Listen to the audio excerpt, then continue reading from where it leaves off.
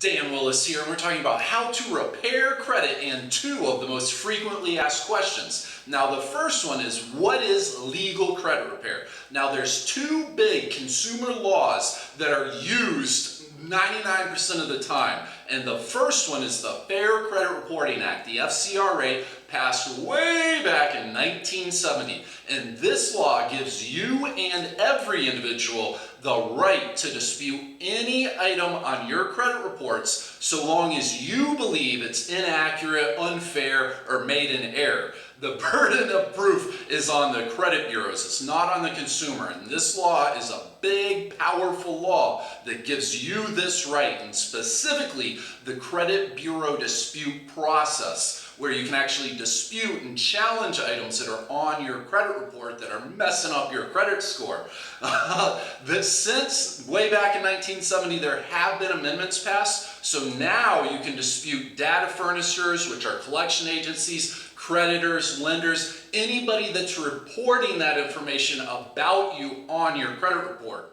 60 Minutes did a segment not too long ago that shared exactly how challenging it is for an individual to do this. Julie Miller, if you've been keeping up with us here, Julie Miller is a woman, Oregon woman, who sued Equifax and won $18.6 million because she was doing this. There was bogus information on her credit report. She was disputing it, following every letter of the law, and they would not fix it. So if you'd like some help, you can get a free credit consultation by calling toll-free 1-877-418-7596. Now, the second big powerful law for consumers is the Fair Debt Collection Practices Act, the FDCPA.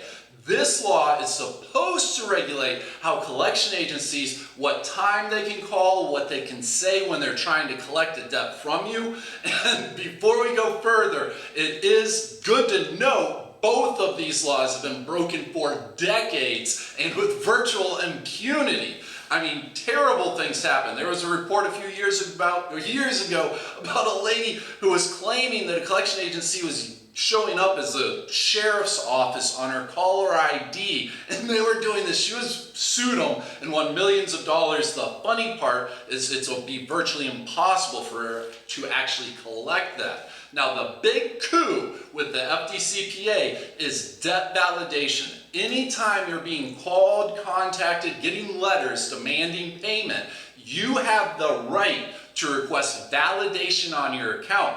This should be done in writing, and what it does is it makes the collection agencies prove that yes, this is your debt and they own the legal rights on it before they can collect a penny from you. Now, if you'd like to know some more, we've got a free report available at our website, the 7 proven ways to boost your credit score.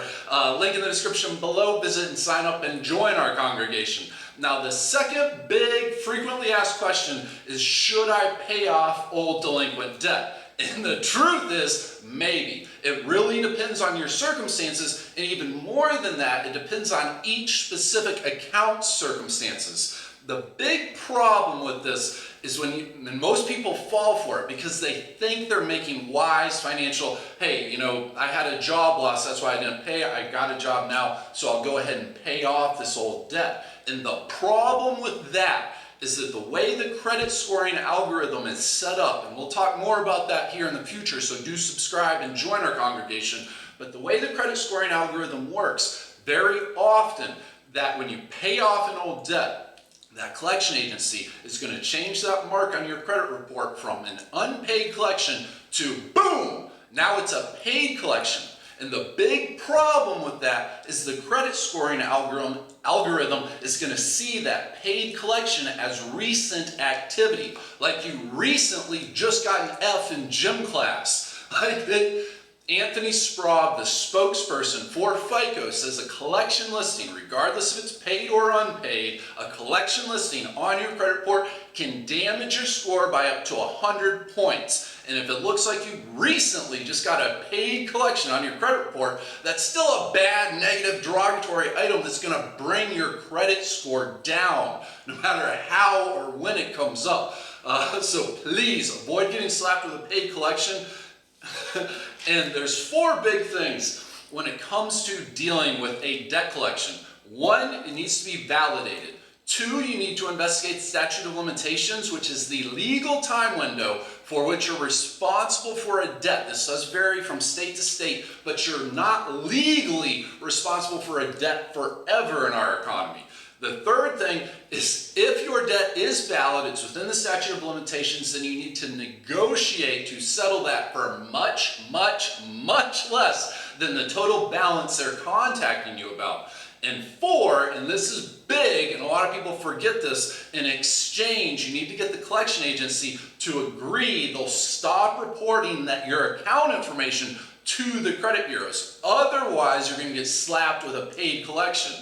Now, if you'd like some help, we encourage our members to consider professional credit repair services. One of the best firms is the Credit Pros. They've helped their clients remove late payments, charge-offs, debt collections, repossessions, foreclosures, bankruptcies from their credit report, and that's your payment history. That's the big piece of the pie. That's roughly 35% of your credit score. And if you'd like a free consultation, you can call toll-free 1-877-418-7596. Again, that's for a free credit consultation, and the toll-free phone number is 1-877-418-7596. This is Dan Willis. We're going to include a link in the description below for all the frequently asked questions when it comes to repairing credit. We also have a free report available on our website, the 7 proven ways to boost your credit score.